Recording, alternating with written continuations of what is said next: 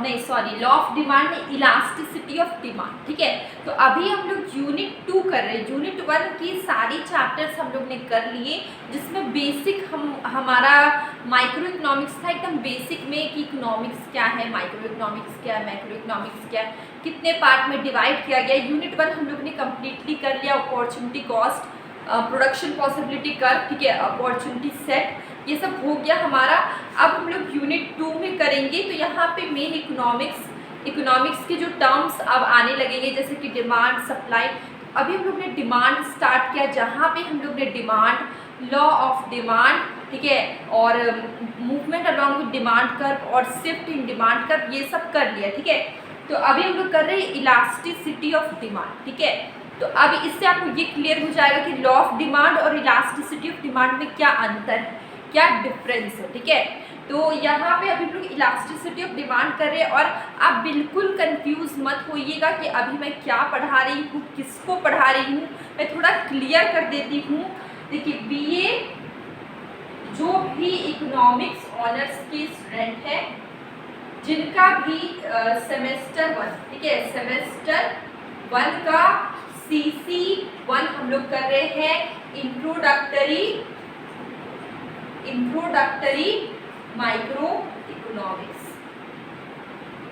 ठीक है, micro economics का अभी हम लोग यूनिट 2 गए हैं, कर रहे हैं। यूनिट 1 हम लोग ने कर लिया। ठीक है, तो आपका डाउट क्लियर हो गया। बी इकोनॉमिक्स ऑनर्स सेमेस्टर 1 का कोर्स पेपर 1 का इंट्रोडक्टरी माइक्रो इकोनॉमिक्स हम लोग कर रहे हैं। ठीक है, तो यहाँ पे हम लोग ने यूनिट 1 कंप्लीट कर लिया। अभी हम लोग यूनिट 2 में इलास्टिसिटी ऑफ डिमांड समझेंगे। फिर इसके और भी डिग्रीज हैं, टाइप्स हैं, वो सब हम लोग एक एक करके करेंगे।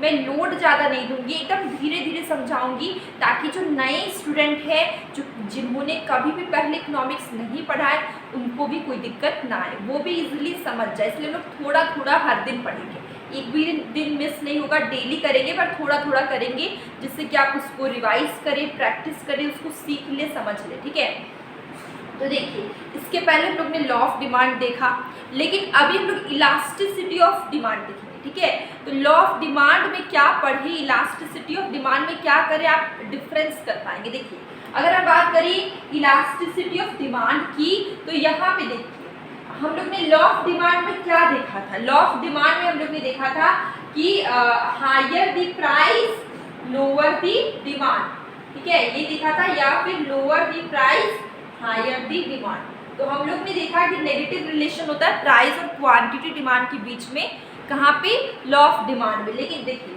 लॉ ऑफ डिमांड क्या बताता है, डायरेक्शन, एक का डायरेक्शन ऊपर है, एक का डायरेक्शन नीचे, एक का डायरेक्शन नीचे, एक का डायरेक्शन ऊपर। ठीक है, तो लॉ ऑफ डिमांड क्या बताता है, डायरेक्शन ऑफ डिमांड। ठीक है, ये क्या बताता है, डायरेक्शन बताता है due to change in price, price के चेंज होने से डिमांड में क्या फर्क आया, डिमांड बढ़ा या घटा, वो डायरेक्शन बताता है लॉ ऑफ डिमांड। ठीक है, but it does not tell about how much quantity demanded due to change in price. ठीक है, लेकिन देखिए, यहाँ पे डायरेक्शन बताया कि अगर प्राइस बढ़ा तो क्वांटिटी डिमांड क्या होगा, घट जाएगा, लेकिन कितना घटेगा, क्या क्वांटिटी बताया, नहीं बताया गया, सिर्फ डायरेक्शन बताया गया कि प्राइस बढ़ा तो क्वांटिटी डिमांड घट जाएगा।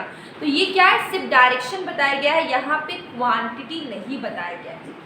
But it does not tell about how much quantity demanded due to change in price, price के चेंज होने से कितना क्वांटिटी डिमांड बढ़ेगा, कितना घटेगा, वो नहीं बताता है, सिर्फ बताता है बढ़ता है, घटता है, सिर्फ डायरेक्शन बताता है, क्वांटिटी नहीं बताता है। ठीक है, लेकिन देखिए, so we can say that law of demand only explain quality. ठीक है, लॉ ऑफ डिमांड सिर्फ क्वालिटी बताता है, क्वांटिटी नहीं बताता है। ठीक है, law of demand only explain qualitative aspect, not about quantitative aspect. Law of demand सिर्फ क्वालिटी बताता है, क्वांटिटी नहीं बताता है।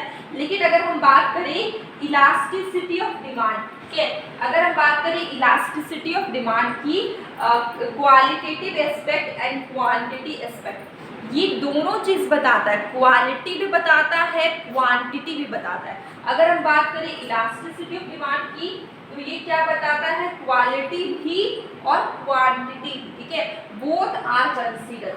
अब देखिए यहाँ पे मैंने छोटा सा इसका मीनिंग लिखा है, in short we can say that elasticity of demand is the responsiveness in change in quantity demand, ठीक है। ये क्या बताता है, elasticity of demand is the responsiveness is the change in quantity demand due to change in price, ठीक है।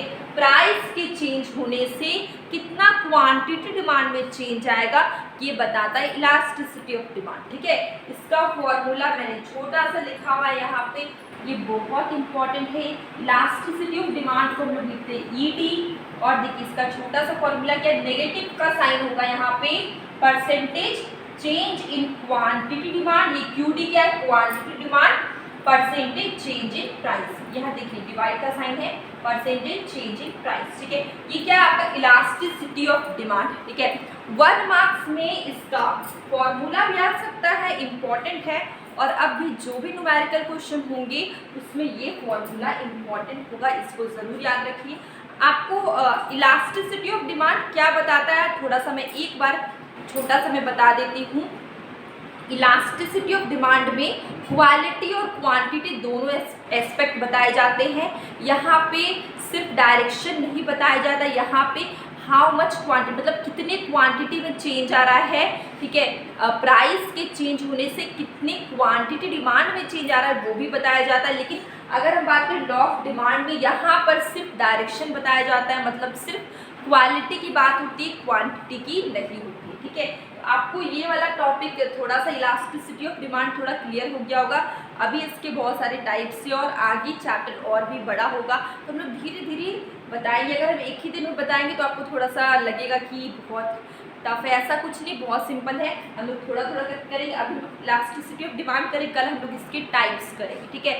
इसके 5 types से सबको हम लोग कल एक एक करके करेंगे। तब तक आपको पिछला वाला जो भी हम लोग पढ़े हैं, law of demand, movement along with demand curve, shift in demand curve, सबका नोट्स बनाइए और सबको पढ़ते रहिए, ताकि एग्ज़ाम में आपको ज़्यादा लोड नहीं पड़ेगा। आपको सब कुछ लगेगा कि पढ़ा पढ़ा सा है, बस रिवीजन करना है, तो आप सबको अभी से ही पढ़ना स्टार्ट करिए, ठीक है। तो अब हम लोग कल इसके आगे पढ़ेंगे, और डेली शॉर्ट वीडियो में मैं क्वेश्चन बताती हूँ, कभी कभी शॉर्ट कंसेप्ट भी बताती हूँ, तो आप उसे ज़रूर देखिए, आपको काफ़ी बेनिफिट्स होंगे।